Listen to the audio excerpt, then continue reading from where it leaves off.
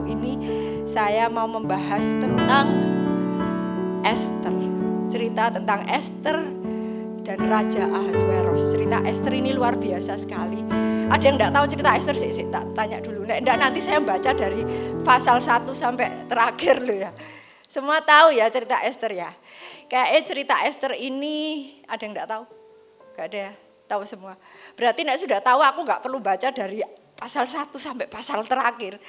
Kayaknya nanti bosen kalian. Tapi cerita Esther ini kalau dari seluruh buku di Alkitab, kalau buat saya ini cerita paling gampang. Anak sekolah minggu ngerti dan kayak anak SD pun kalau membaca buku Esther itu enggak bingung. Beda kalau kalian baca buku Korintus. Kadang anak SD opo iki sediluk bosen ya toh. Baca Kejadian ya pertamanya mudeng ngerti mari gitu los gitu loh. Tapi Esther ini beda. Esther ini kayak satu buku dan dia menceritakan tentang seorang wanita yang namanya Hadasah waktu itu, yang kemudian dia diganti nama jadi Esther. Dan cerita Esther ini mungkin loh ya, mungkin karena Esther ini kejadiannya itu 500 tahun before Christ, 500 tahun BC. Mungkin ini yang menginspirasi cerita Cinderella, don't you think? Ya toh, mirip ambek Cinderella loh. Karena from zero to hero, dari gadis desa jadi ningrat seperti itu, jadi putri. Ya, Esther itu seperti itu. Lah, sampai dia itu difilmkan tahun berapa ya? 2000 berapa gitu. 2017 atau 16 itu ada filmnya yang judulnya One Night with the King. Itu bagus sekali. Itu filmnya itu yang bikin itu bukan orang dunia, tapi itu salah satu Trinity Broadcasting Network itu yang punya televisi yang paling besar di Amerika, televisi Kristen. Lah dia bikin film Esther ini bagus sekali. Saya pernah lihat. Kalau misalnya kalian kepengen lihat bisa di Google. Di Google banyak, di YouTube ada. Klik. Saya kasih prelude-nya. Ini no sponsor, tapi ini supaya kita bisa ngerti bayangannya itu kayak apa sih kejadian di tempatnya Esther itu. Klik. Sekali lagi cerita Esther ini luar biasa. Dia salah satu kitab di Alkitab yang di dalam kitab tersebut itu tidak ada kata Allah itu disebut sama sekali. Dia enggak nyebut God, enggak nyebut nama Tuhan, itu enggak disebut di dalam kitab Esther. Tapi di dalam kitab Esther itu saya membaca dan saya melihat banyak jejak-jejak Tuhan di situ. Banyak jejak-jejak Tuhan ada di kehidupan Esther dan Mordekai. Meskipun nama Tuhan tidak disebut. Itu luar biasa sekali. Dan setiap kali saya baca cerita Esther ini, saya curiga loh. Kayaknya cerita Esther itu temanya tuh cuma satu. Yaitu favor. Nah, klimaks dari cerita Esther itu sebenarnya tahu klimaks itu yang puncak-puncaknya gitu loh. Ada dua, tapi dua-duanya itu sama, yaitu pembalikan keadaan. Esther masuk ke istana sebagai Hadasah, sebagai orang jelata, a peasant. Diklik satu lagi tadi. Nah, kalau kita lihat tadi sudah kelihatan kayak bayangannya ada ya. Jadi latarnya cerita Esther itu ada di Empire of Persia. Kerajaan Persia itu bukan kerajaan biasa, tapi itu adalah empire. Empire itu dia di atas raja-raja kecil. Jadi dikatakan di sini bahwa Empire of Persia itu dia itu mengatasi 127 provinsi. Itu kalau zaman dulu bukan provinsi, tapi itu kayak negara-negara kecil gitu loh. Jadi si Raja Xerxes, Raja Ahasveros itu dia itu conqueror, dia raja yang bengis. Dan dia suka menaklukkan bangsa-bangsa. Sehingga dia bisa menaklukkan 127 bangsa ini. Jadi yang oren itu dia wilayahnya Persia. Jadi Raja Ahasveros itu posisinya tinggi sekali. Dia enggak cuma raja satu negara, tapi dia raja di atas raja-raja kecil, 127 kerajaan di bawahnya dia. Jadi kita bisa melihat bahwa Raja Ahasveros itu levelnya tuh setinggi apa gitu loh. Dan kalau kalian tahu cerita Esther, siapa sih Esther itu? Esther itu dulu namanya Hadasah dan dia itu seorang Yahudi. Dan pada waktu itu lihat di sini Israel nggak ketok ini gini. Soalnya apa? Israel itu dia dijajah sama Babylon waktu itu. Dan pada waktu kejadian si Esther ini, Israel itu posisinya dia dibuang. Bangsa yang dibuang gitu loh. Jadi bisa tahu jelatannya Esther itu seperti apa. Dan kalian bisa membayangkan tingginya Raja Ahasveros itu seperti apa. Lah, kalau dari situ aja kita melihat bahwa hubungan Esther dan Raja Ahasveros itu sebenarnya tidak mungkin. Raja yang tingginya seperti itu, tidak mungkin dia itu nyari istri itu rakyat jelata, tidak mungkin. Raja-raja yang zaman-zaman dulu, kalian ngerti nek kayak film silat, saya suka lihat film silat. Nek raja nek mau cari istri, apalagi cari yang namanya Huang Ho, nyari namanya ratu. Dia pasti cari yang backgroundnya itu paling enggak itu sepadan dengan dia. Lah siapa si Esther itu? Kok bisa dia dari rakyat jelata, dia bukan orang Persia loh. Dia orang buangan, orang Israel buangan. Tapi dia, destininya dia itu adalah menjadi ratu. Lah, klimaks di dalam cerita Esther itu ada dua, yaitu pembalikan keadaan. Yang pertama, Esther datang sebagai rakyat jelata, tapi dia dibalikkan keadaan. Setelah ketemu raja, dia mendapat favor dari raja. Datang sebagai rakyat jelata, pulang sebagai ratu. Itu yang pertama. Yang kedua, bangsa Israel yang tadinya posisinya mau di bumi hanguskan. Karena pertemuan dengan Raja Esther dan Esther. Yang tadinya mau di bumi hanguskan, akhirnya diselamatkan. Itu dua klimaks yang sama temanya, yaitu pembalikan keadaan. Kuncinya hanya satu, kok bisa Tuhan itu membalikkan keadaan yang tidak mungkin jadi mungkin? Apa penyebabnya? Kuncinya satu, yaitu favor. Saya cari terjemahannya favor. Kalau bahasa Inggris itu preference. Bahasa Indonesianya diperkenan atau lebih disukai. Dari favor ini lahir kata favorit. Saya punya tas 5. Suka semua, lah enggak suka ya enggak tak beli gitu loh. Saya punya tas 5, tapi favorit saya yang ini. Kayak gitu loh. Jadi yang namanya favor itu lebih disukai dari yang lain. Ngerti ya? Jadi ya bahasa Indonesia sih ngomongnya diperkenan, tapi kalau mau lebih detail lagi sebenarnya bukan diperkenan, aku bahasa Indonesia ini kurang fasih ya. Tapi pokoknya lebih disukai, itulah favor. Jadi favorit gitu loh. Ya di situ. Lah karena lebih disukai, Esther dipilih yang tadinya rakyat jelata bisa jadi ratu. Dan luar biasanya aja, yang luar biasa. Karena favor, raja itu lebih milih nuruti Esther daripada dia nuruti anak buah yang sudah dipercaya bertahun-tahun. Saudara bisa bayangkan enggak? Raja itu kenal Haman tuh berapa tahun sih? Lama loh. Haman itu zaman sekarang mungkin namanya prime minister ya, perdana menteri. Orang tangan kanannya raja, kepercayaannya raja. Berarti dia sudah bertahun-tahun dia dekat sama raja dan raja itu kenal baik sama dia. Mungkin mereka friends, good friend mungkin ya. Tapi hanya karena satu favor, hanya karena Esther lebih disukai. Raja rela membelani Esther, dibunuh loh Haman. Luar biasa enggak yang namanya favor. Tuhan itu enggak Tuhan Allah kita itu enggak pilih-pilih kasih. God is not a respecter of person. Dia bukan Tuhan yang pilih-pilih kasih. Aku enggak mengasihi kamu, aku milih mengasihi yang mana, enggak. Tuhan mati karena dia mengasihi kita semua. Kasihnya itu sama di antara kita semua. Tapi kalian jangan lupa, Tuhan itu bisa melakukan lebih pada orang satu dibandingkan orang lain. Benar enggak? Kadang-kadang coba kita bayangin, kita ada di gereja yang sama ya. Aku berdoa minta kesembuhan kok aku enggak disembuhno. Tapi orang ini kok disembuhno. Aku di kerjaan sudah banting tulang kayak gini, sama-sama loh pergi gereja sama, dengerin khotbah sama. Tapi orang itu kok cepet ya, kerjaannya apa ya diberkati, akhirnya dia naik pangkat, akhirnya dia gajinya dinaikkan. Aku kok enggak ya.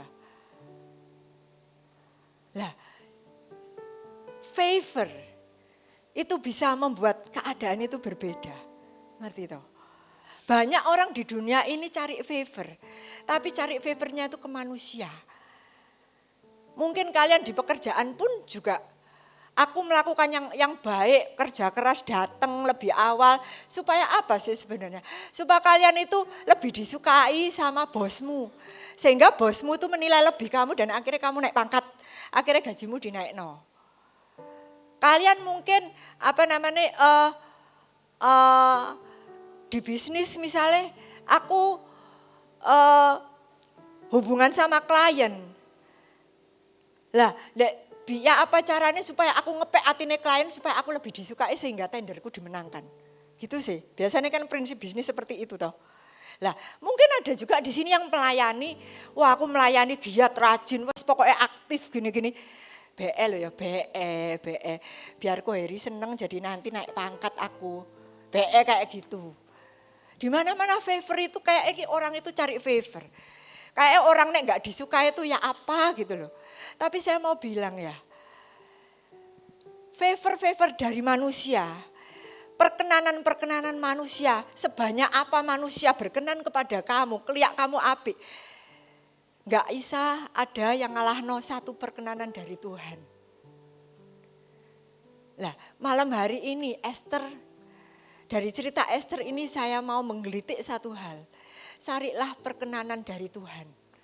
Perkenanan dari Tuhan itu lebih dari segalanya. Mungkin kalian, kok gini-gini terus ya. Kok rasanya enggak maju-maju, enggak berkembang. Kok aku sakit terus ya, kok aku enggak doa, kok enggak didengarku. Kok aku enggak disembuhkan. Maybe you need favor gitu loh. Kamu butuh perkenanan Tuhan. Kembali ke Esther ya. Kenapa kok Esther ini lebih disukai? Yang pertama, obedience. Obedience bahasa Indonesianya taat. Ketaatan. Dari mana kok tahu nek Esther itu taat? Ya, next. Ingat toh waktu Raja Ahasveros itu cari cewek-cewek untuk jadi beauty pageant, untuk jadi Miss Universe kan pilihannya banyak. Kalau sejarawan ngomong itu ya kandidatnya untuk pesertanya Miss Universe-nya ini itu sekitar 400 orang sampai 1.400 orang. Jadi gak main-main ini, gedene Persia itu seperti itu. Dari situ sekitar 400 sampai 1.000-an orang perempuan itu dikumpulno untuk diikutkan beauty contest yang untuk nanti pilih ratu. Dan dilihat di sini, saya kasih kata-kata merah. Waktu itu, tak ceritani ya. Jadi waktu milih-milih orang itu, raja tuh ngomong ambek prajuritnya, wes cariin cewek-cewek, perempuan-perempuan bawaan ke istana. Ya memang kalau kalian bayangno pada waktu itu kalau lagi pengumuman raja cari ratu, mungkin ada juga orang yang mendaftarkan diri. Wah, aku mau jadi ratu. Mungkin ada orang-orang pangkat-pangkat yang anakku tak daftarno biar aku punya relation di istana. Loh nek lihat film silat jelas sekali gitu loh. Kalau raja milih ratu, waduh, para orang-orang daftar. Tapi Esther itu enggak daftar loh. Dia enggak secara sukarela mendaftar. Di sini dikatakan bahwa Esther itu was taken. Esther itu dibawa masuk. Jadi dia itu ditemu, oh iya ayo kamu ikut gitu loh. Digeret aja mbak orangnya kayak istilahnya ditangkep tapi halus gitu loh. Disuruh ikut, dipaksa untuk ikut. Dia bukan yang mendaftar tapi dia dipaksa untuk ikut. Dan dari sini saya melihat tidak ada satu indikasi Esther itu memberontak. Kalian bayangno ya, harus ini imajinasinya berpikir kalau kamu jadi Esther. Mungkin umurnya berapa ya, 20 tahun kali ya. Mungkin kalian itu punya mimpi-mimpi. Aku nanti nek besar mau jadi apa? aku kepingin usaha apa, pengen apa, kamu punya mimpi-mimpi, aku pengen tinggal di kota mana. Bahkan mungkin ini loh, Alkitab enggak ngomong tapi mungkin. Esther itu punya pacar apa enggak sih? Bisa jadi dia punya pacar loh. Saking kok tiba-tiba ditangkep sama orang, sama prajurit, ayo kamu ikut beauty contest gitu loh. Bisa jadi Esther punya pacar juga. Kita enggak tahu gitu loh. Tapi yang saya tahu dalam kasus ini Esther itu enggak berontak sama sekali.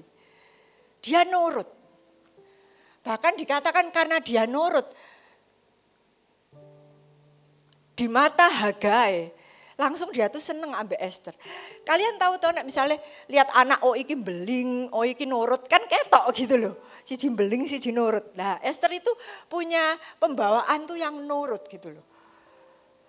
Begitu dia tahu dia diambil dan dipaksa untuk jadi ikut beauty contest. Esther tahu bahwa ini adalah destininya dia.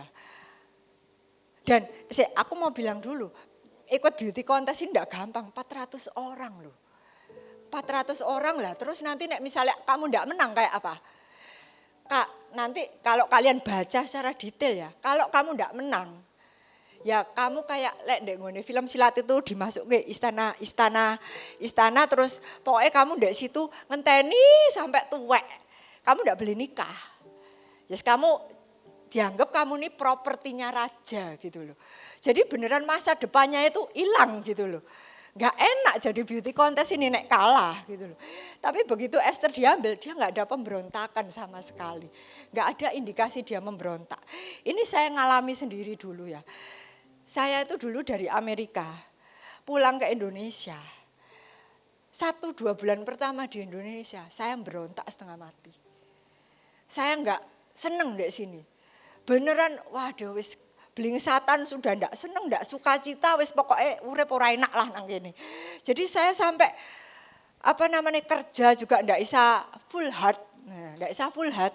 Karena saya pikirannya cita-citaku kawin sama orang Amerika, aku mau tinggal di sana, aku suka bule gitu lah, seperti itu. Terus aku enggak seneng di sini, enggak seneng. Jadi ini loh pernah ya kayak kamu misalnya di satu pekerjaan gitu ya, terus kowe koyo ora enak ngono lho rasane iki, enggak seneng pokoknya aku tuh enggak seneng, aku nih kepengennya tuh di sana. Aku enggak seneng di sini. Itu yang aku rasakan. Dan kerja enggak bisa full heart dan koyo saya enggak punya temen waktu itu, wis pokoknya enggak enak-enak Tapi suatu saat loh mama saya, dia bilang gini, nah kamu itu kayak gini nih karena kamu ini enggak kerasa di sini, kamu ini enggak bahagia di sini karena kamu ini enggak mau nerima bahwa Tuhan tuh tempatno kamu di sini. Mama saya bilang gitu. Sejak itu saya mari ngono, mosok ya. Ya kata orang lagi emosi kan, enggak. Aku nih terima tapi enggak lah ini bukan pokoknya ini bukan tempatku di sini. Berontak terus. Coba kamu terima, mama aku ngomong. Sembayang akhirnya saya berdoa sama Tuhan. Saya berdoa sama Tuhan dan Tuhan berbicara banyak sama saya waktu itu. Dan akhirnya saya memutuskan untuk nurut. Dengan penuh tetesan air mata ya ceritanya enggak segampang ini ngomongnya gitu loh. Tapi waktu itu buat saya berat sekali. Akhirnya saya tahu bahwa memang ini destiny saya di sini dan saya terima itu. Dengan berat hati saya terima tapi saya bilang sama Tuhan Tuhan tapi aku minta tolong kamu mampukan aku untuk aku bisa tinggal di sini, bisa menerima. Tolong ngono hatiku Tuhan, karena aku nih wangel untuk menerima bahwa aku nih destiniku di sini. Wah itu sakit loh waktu itu, karena saya beneran enggak suka di sini. Nah terus setelah saya bilang gitu, setelah saya doa saya menerima destiny I know, destiny yang Tuhan taruh saya itu di sini. Setelah itu enggak lama kemudian saya bisa diketemukan sama orang, teman lama saya dan dibawa ke Betani. Terus masuk ke dewasa muda waktu itu zamannya Johan ya. Lah, di situ saya mulai kenal banyak orang dan mulai pelayanan dan mulai nyaman dan happy. Jadi cepet banget gitu loh. langsung kerasan. Dan di kerjaan pun sama, saya melihat orang-orang, saya biasanya lihat orang-orang tuh, wong iki boncekno to yo, kerja kok dadak sungkan-sungkanan. Pokoknya saya kan pernah kerja di Amerika, tata cara kerja di sana dan di sini totally beda gitu loh. Di sini tuh harus ada tata kromone. Nek ngomong mbak orang harus harus ada, apalagi nek orang lebih tua, yang lebih senior gitu, aduh saya bulet rasanya, saya ini jadi atasan tapi anak buahku sing tuwek-tuwek ki mokong, jadi tapi begitu saya embrace my destiny, saya nerima Tuhan, memang Tuhan tempatkan saya di sini, saya melihat orang-orang itu beda loh, enggak tahu ya, di pikiran saya itu langsung kayak hati Tuhan itu masuk ndek saya dan jadi bisa mbak orang. Anda bisa tanya sama orang-orang yang kerja di UBS lah. Saya gimana? Cukup lemah lembut kok. Lek dulu ngamuan karena jengkel ngono. Delok wong kok boncekno ngono. Sekarang enggak gitu loh. Karena saya melihat Tuhan tuh mengasihi mereka gitu loh. Siapa sih aku kok bisa jengkel sama itu. Bahkan the custom tata cara Indonesia pun itu juga Tuhan yang noto. Itu semua indah dan sekarang saya enjoy loh dengan culture Indonesia, saya enjoy sekali gitu loh sekarang.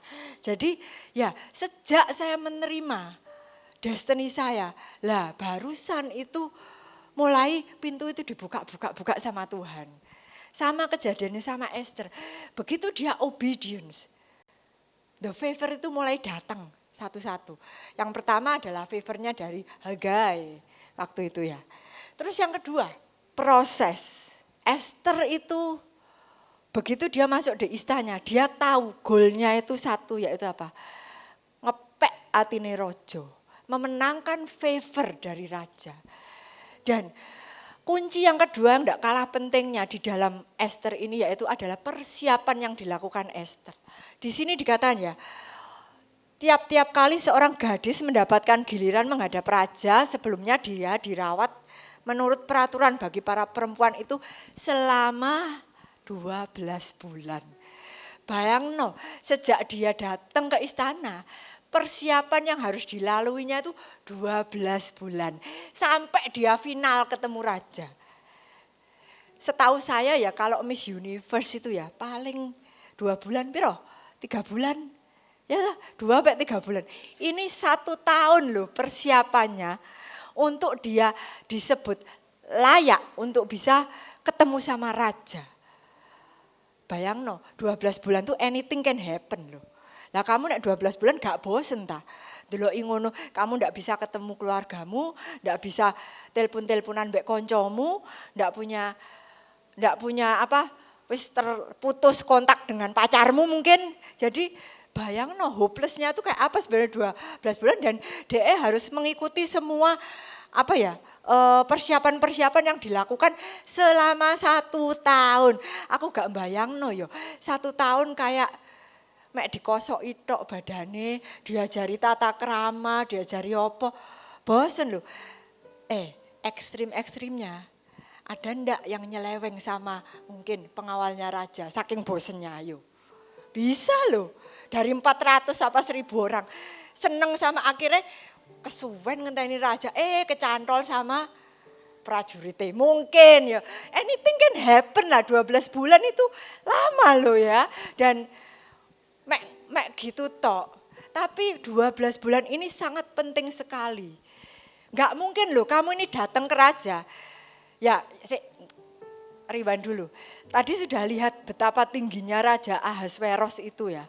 Dia bukan sembarang raja, tapi dia itu the king of empire of Persia. Jadi kamu kalau ketemu raja, butuh preparation 12 bulan. Berarti pentingnya kayak apa sih raja itu sampai membutuhkan preparationmu.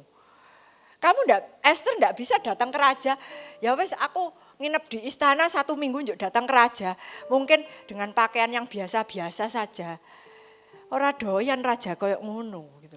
Mungkin dia dulu gembala sapi atau apa terus bau itu loh, bau basin apa-apa kan enggak tahu.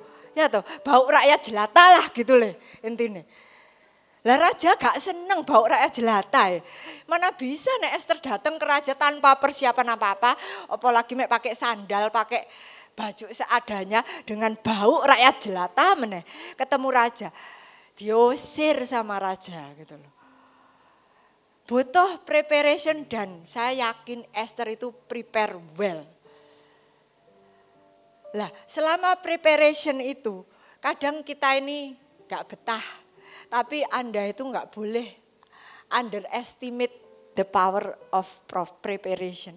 Proses itu sakit dan selama 12 bulan itu 6 bulan Esther itu digosoki sama minyak yang namanya mur. 6 bulan kemudian digosoki lagi sama minyak wangi-wangian lain. Nah, mur itu apa sih? Mur itu salah satu minyak yang dipakai untuk minyak urapan. Zamannya Musa, Harun itu loh. Kalau orang mau ketemu masuk ke Holy of Holies, ke ruangan kudus, ruangan maha suci, pasti ada minyak urapan yang harus diurapi di orang tersebut. Si Aaron itu, Lewi itu harus diurapi dulu. Kalau enggak diurapi dia akan mati. Karena Allah itu kudus. Jadi dia harus diurapi lah. Minyaknya itu pakai mur dia. Salah satu minyaknya itu pakai mur. Jadi mur itu dia itu adalah minyak yang dipakai di dalam pengudusan. Purification tujuannya apa? Supaya Tuhan itu supaya ngilangi bau-baumu. Mur itu secara karakteristik dia itu dia kan baunya pahit. Mur itu baunya pahit dan dia bisa nutupi bau badan. Nah, Esther dikasih mur supaya bau kedagingannya dia tuh hilang.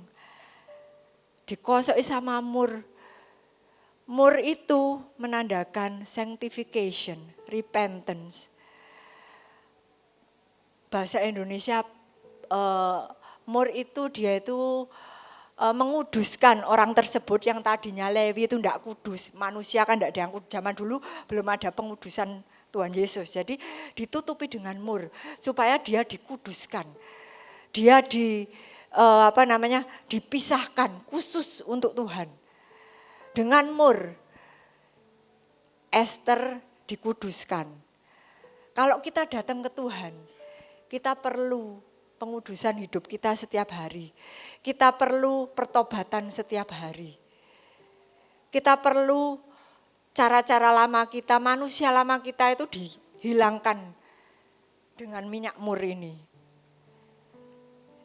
Hidup setiap hari kita harus hidup dalam repentance. Kita harus hidup dalam kekudusan dengan minyak mur ini. Manusia-manusia lama kita mungkin kita datang ke istana dengan aku ngamuan. Aku manusia lamanya itu emosian atau manusia lamanya itu macam-macam lah.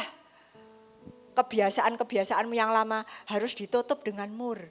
Itu adalah satu proses 6 bulan, gak cuman diolesi tok tapi itu di scrub. Manusia-manusia lamamu digosok ben ilang, terus dilembutkan. Mur itu juga punya atribut dia itu melembutkan daging. Orang-orang yang keras-keras di sini, Anda perlu kalau mau datang ke Tuhan, perlu diurapi mur supaya hatimu mulai dilembutkan sama Tuhan. Jangan dikeraskan. Datang ke Tuhan itu tidak bisa dengan kekerasan hati. Tuhan tidak suka bau kekerasan hati. Yang Tuhan suka itu adalah hati yang lembut. Itulah mur. Yang kedua itu minyak wangi-wangian lain. Sweet incense, kalau di bahasa Inggris ngomongnya sweet incense. Dan saya yakin di sweet incense itu biasanya salah satunya itu adalah frankincense. Kemenyan kayak bahasa Indonesianya. Frankincense itu kemenyan. Lah, frankincense itu adalah minyak yang dia itu keluar wanginya kalau sudah dipanasi dengan api. Itu melambangkan pujian di tengah-tengah api yang dikasihi Tuhan. Di saat kalian mungkin dalam masalah, di saat kalian itu semuanya tidak baik-baik saja. Dan di situ Anda bisa memuji Tuhan, frankincense ini keluar, wanginya ini keluar. Jadi kalau kita datang ke Tuhan, gak cuman kita datang asal-asalan, tapi hidup kita harus di-purification, hidup kita harus dimurnikan. Setiap hari, kita tahu manusia lama kita ini gak gampang loh dihilangi. Gak gampang sekali untuk yang hati keras jadi lembut.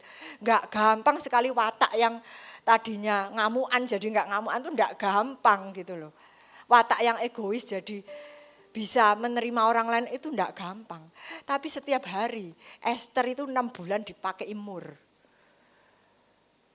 Dan 6 bulan kemudian Tuhan kasih frankincense.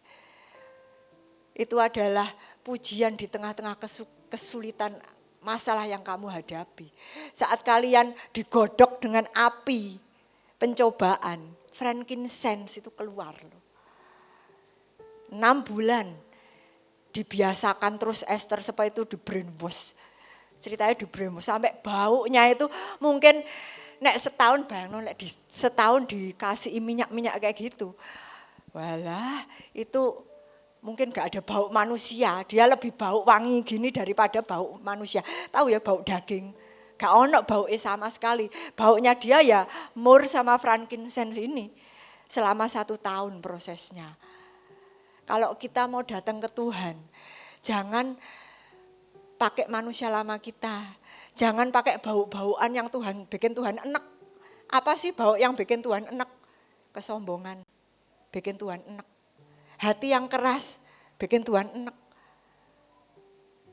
Tuhan mau kita datang ke Tuhan dengan hati yang sudah diremukkan. Hati yang sudah mau dibentuk menjadi lembut. Itulah mur sama frankincense. Dan setiap hari nek kita mau datang ke Tuhan, itu proses harus dilalui. Bahwa kita gak datang cuman sekedar datang, tapi kalau kita mau mencari favor dari Tuhan, you have to come smelling like myrrh and frankincense. Kalau kalian cuma datang tok ngene, ya wis, tapi kamu jangan salahkan nek you don't get favor gitu loh. Yang ditekankan di sini Esther mau mendapatkan favor dari Tuhan. Dan di tahun 2025 ini sungguhan bukan tahun yang mudah. More than ever, kita itu butuh favor dari Tuhan. Mungkin Anda butuh favor di kesehatan Anda. Mungkin Anda butuh favor di bisnis Anda. Mungkin Anda butuh favor di hubungan Anda. Anything. You need favor gitu loh di tahun ini. Tahun ini tuh serem. Ini tadi pagi saya dengar kabar ada pesawat lagi yang tabrakan mana. Cek banyak pesawat kecelakaan. Ya I don't know. Tapi kita bisa melihat bahwa tahun 2025 kayaknya kok ngeri gitu loh. We need favor untuk kita bisa membalikkan keadaan kita. We need favor gitu loh. Jangan lupa pakai myrrh sama frankincense. Terus yang ketiga, listen to the Chamberlain. Lah, saya mencari Chamberlain itu terjemahannya adalah penjaga rumah tangga istana dalam raja. Siapa sih Chamberlain? Hagai. Ya, nanti kalian akan lihat sejarawan. Nah, sejarawan itu mencari tahu Hagai itu posisinya apa sih sebenarnya. Karena waktu cewek-cewek itu perempuan-perempuan itu masuk ke istana, dia dipercayakan kepada si Hagai ini untuk Hagai ini ngurusi. Dan Hagai itu melihat Esther itu punya spirit yang berbeda. Dia langsung seneng sama Esther. Langsung Esther itu di-prepare sedemikian rupa sama Hagai. Dan sampai terakhir pun Hagai itu yang membimbing Esther loh. Hagai itu adalah Chamberlain. Dia itu Kasim. Di Alkitab disebutkan, kalau bahasa Indonesia kok kayaknya enggak ono ya Kasim. Tapi di bahasa Inggris dibilang Hagai itu eunuch. Eunuch itu Kasim. Tahu nek lihat istana kerajaan Cina itu loh. Lah kan ada Kasimnya tuh yang setia banget.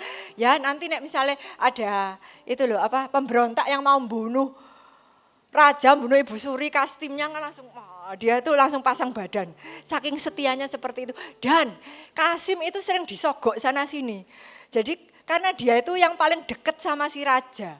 Jadi kemana-mana pokoknya asal kamu nyenangkan Kasim, wis kamu deket sama Kasim, wis hidupmu aman, raja itu gak bakal nyentuh kamu. Istilahnya kan seperti itu. Lah Hagai ini seperti itu, dia titelnya itu Chamberlain. Orang yang sudah pernah masuk ke kamar raja, berhak masuk ke kamar raja.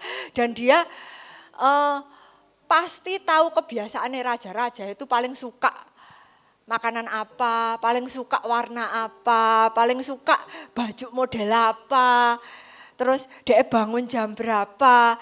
Hagai ini paling tahu dari semuanya karena dia itu sudah bertahun-tahun dia jadi Chamberlain di situ.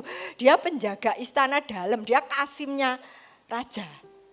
Jadi dia paling mengenal betul raja itu sifatnya kayak apa, dia paling mengenal.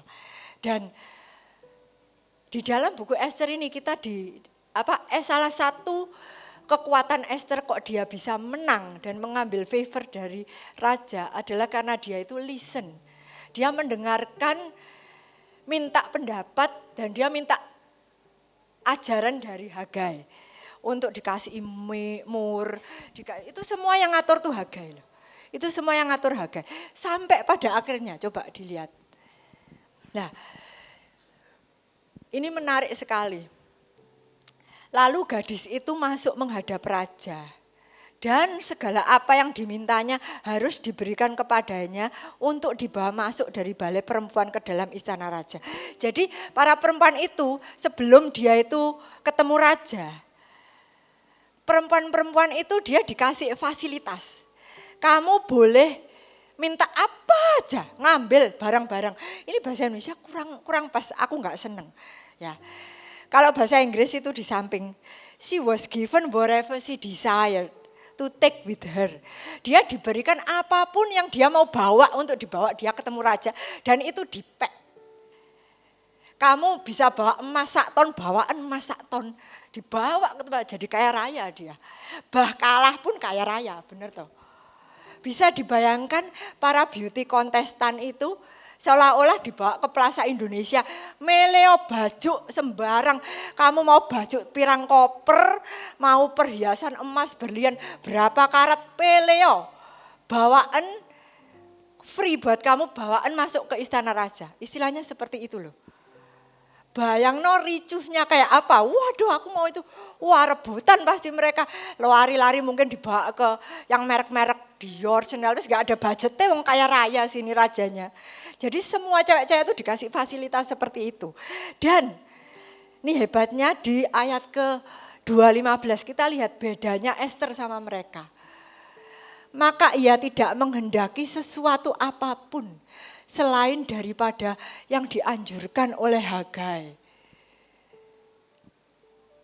Maksud jadi pada waktu ayo kalian pilih ya semua baju berapa truk, berapa koper pilih terus pakaian ke raja. Mungkin ada yang setiap jari dikasih cincin ben kebek ngono lho ceritane dibawa dipek ini apa namanya yang kamu bisa bawa dibawa dipek.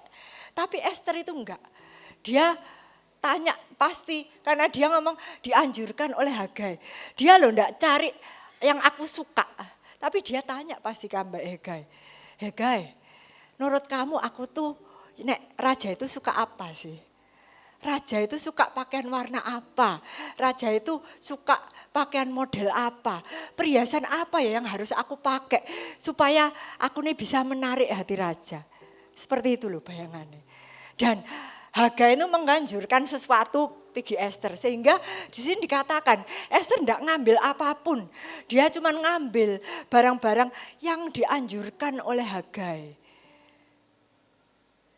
Ini bedanya Esther sama cewek-cewek yang lain dan ini adalah kunci di situ.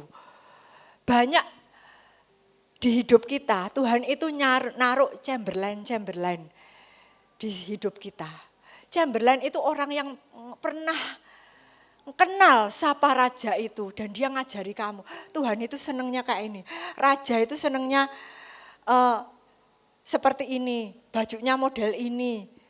Pasti Tuhan tuh taruh Chamberlain di hidup Anda. Saya punya Chamberlain juga. Sejak saya terima Tuhan, Tuhan taruh Chamberlain. Mama saya salah satunya. Di hidup Esther, Chamberlain pertama adalah Mordekai. Pada waktu dia masuk ke istana, Mordekai bilang, kamu jangan bilang nek kamu itu orang Israel. Namamu adalah Esther, jangan bilang Hadasa. Nurut itu Chamberlain pertama Esther. Yang kedua setelah dia masuk, Chamberlainnya adalah Hagai. Hagai orang yang ngerti raja itu sukanya apa dan dia ngajari Esther. Kamu mau datang ke raja, masuk menghadap raja, kamu harus pakai baju ini, pakai perhiasan ini. Jangan banyak-banyak perhiasannya. Wes cukup cincin yang warnanya merah, misal seperti itu. Baju yang warnanya putih gitu, mungkin seperti itu. Lah dia enggak ngambil yang lainnya, dia ngambil sesuai apa yang dianjurkan Hagai. Esther, listen to the Chamberlain. Enggak sakarepe dhewe gitu loh. Menurut aku bagus pakai bagus. Ini sak suka, pokoknya ini apik kok. Jangan ngomong sak sukamu. Yang Tuhan suka itu apa gitu loh. Pertanyaan dibalik, kalau kita datang ke Tuhan, bukan apa yang aku suka, bukan apa yang aku mau, bukan apa yang cocok di hatiku, enggak. Apa yang cocok di hati Tuhan, itu yang penting. Nah kadang kita enggak tahu apa sih yang cocok di hati Tuhan. Seleranya Tuhan itu kayak apa? Listen to the Chamberlain. Mungkin bisa Chamberlain itu kakak rohani Anda. Bisa jadi ketua FA Anda. Bisa jadi gembala Anda. Ada 5 jabatan yang Tuhan kasih. Ada guru, ada gembala. Itu semua Chamberlain. Yang akan dipakai Tuhan untuk ngajari kamu. Nek datang ke Tuhan itu kayak apa. Dengarkan nasihat mereka. Jangan datang ke Tuhan saat suka sembarangan apa yang aku mau apa adanya. Sorry, kamu nek apa adanya ya diusir. Kalah kamu sama yang lain-lainnya. Esther datang ke raja. Dia pakai parfum. Dia pakai baju yang paling disukai raja. Dia pakai perhiasan yang paling disukai raja. Enggak heran toh kalau raja itu memberi favor buat Esther. Enggak heran kalau raja itu lebih menyukai Esther. Esther lebih menarik perhatian dari yang lain. Enggak heran. Karena Esther dari awal dia mendengarkan Chamberlain, mendengarkan nasihat Hagai. Karena Hagai paling tahu raja itu seperti apa. Ini blind date Esther itu sama raja. Enggak tahu raja kayak apa. Dia cuma percaya sama Chamberlainnya, sama Hagai. Raja sukanya apa, sifatnya apa. Dia ikuti semuanya itu. Tujuannya cuma satu, aku mau memenangkan hati raja. Aku mau gain favor, aku mau mendapat favor dari raja. Kesimpulan, saya minta pemain musik boleh naik. Dari semuanya ini conclusionnya hanya satu.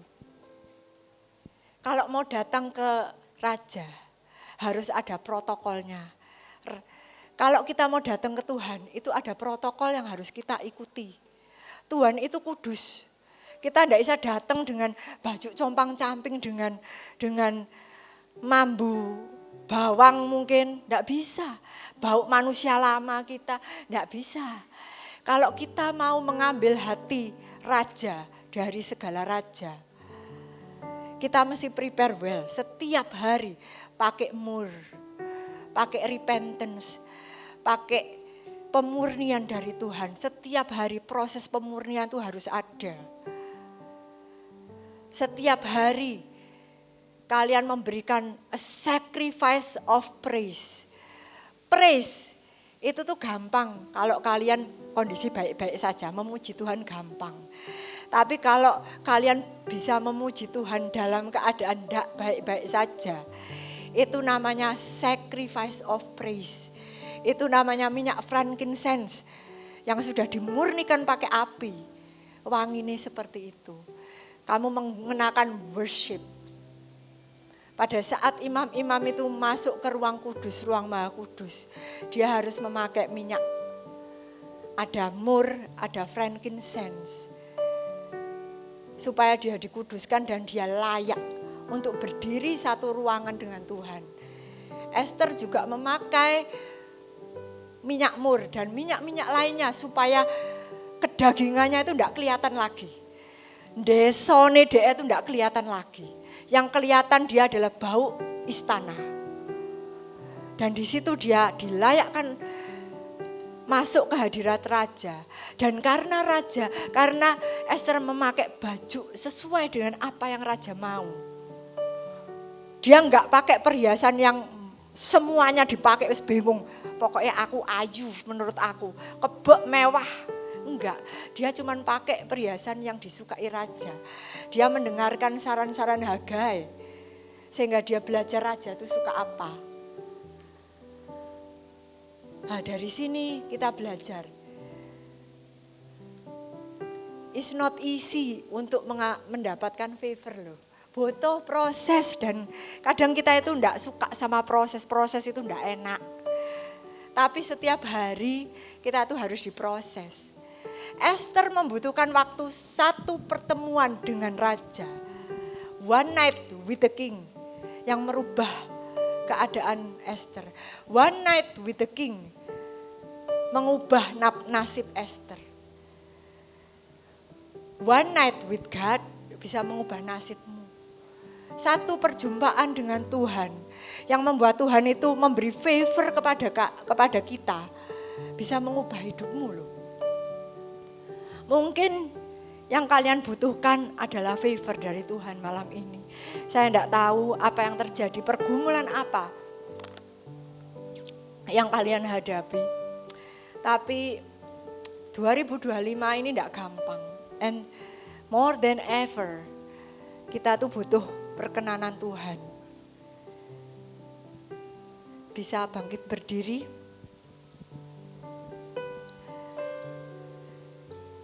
Siapa di sini yang butuh perkenanan Tuhan? Puji Tuhan. Semua butuh perkenanan Tuhan, saya ya butuh perkenanan Tuhan. Jangan cari perkenanan manusia. Kamu datang di gereja, kamu dapat perkenanan Tuhan. Di luar kamu akan beda. Dan perjumpaan dengan Tuhan itu bukan cuma di gereja loh ya. Mungkin waktu kalian FA, that's your moment. Itu waktu Tuhan sama kamu. Mungkin waktu kalian saat teduh pagi hari, that can be your moment. Perjumpaan kamu sama Tuhan, mungkin saat itu. Mungkin saat kamu nyetir, tiba-tiba Tuhan menggelitik hati kamu, Tuhan datangi kamu. Waktunya kamu gain favor loh buat sama Tuhan. Karena di Esther cukup satu pertemuan sama raja mengubah hidupnya. Gak butuh 2 kali, 3 kali dating, gak butuh. Cuman satu pertemuan. Dan pertemuan itu bisa kapanpun. Intinya setiap hari itu proses kita. It can be tonight, it can be tomorrow, it can be wherever, whenever, kapanpun, dimanapun. Kalian lagi masak, lagi nganu anak. Tiba-tiba Tuhan datang, rasanya kok aku kepingin doa ya. Go for it gitu loh. Dan dengan kondisi yang kamu sudah prepare, ambil hatinya Tuhan. Supaya ada satu pembalikan keadaan di dalam hidupmu.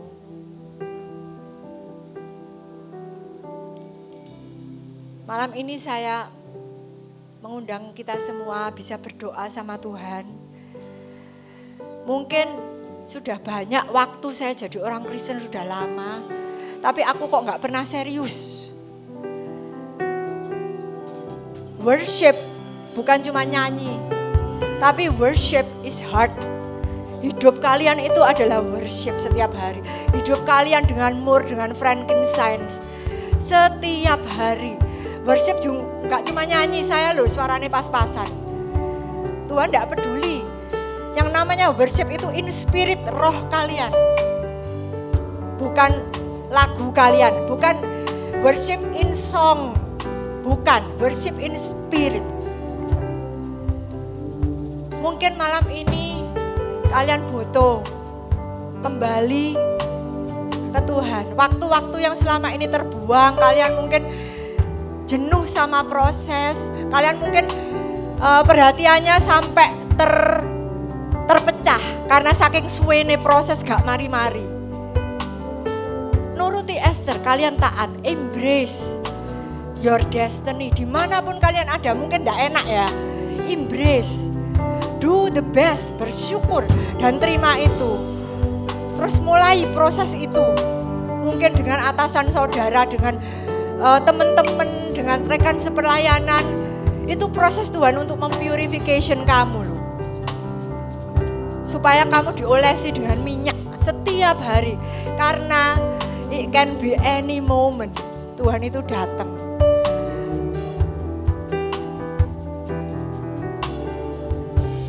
Dan saya yakin Tuhan ada di sini saat ini. He's listening to you.